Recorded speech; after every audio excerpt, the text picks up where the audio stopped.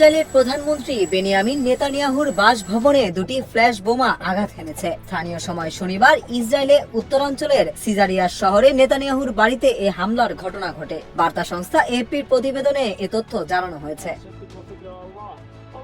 নিরাপত্তা বাহিনী জানায় নেতানিয়াহুর বাড়ির সামনের বাগানে দুটি আগুনের গোলা এসে পড়ে। ঘটনাটিকে তারা গুরুতর বলে বর্ণনা করে। তবে এ সময় প্রধানমন্ত্রী ও তার পরিবারের কেউ বাড়িটিতে ছিলেন না।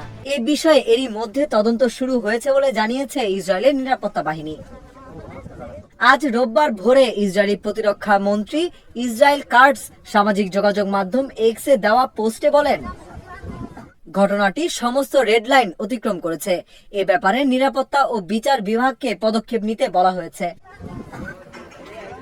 ইসরায়েলের প্রেসিডেন্ট আইজ্যাক হারজোগ এ হামলার তীব্র নিন্দা জানিয়েছেন। তিনি এক্স অ্যাকাউন্টে লিখেছেন, আমি নিরাপত্তা সংস্থা সিন বেটের প্রধানের সঙ্গে কথা বলেছি এবং দ্রুত তদন্ত করে দোষীদের খুঁজে বের করতে বলেছি।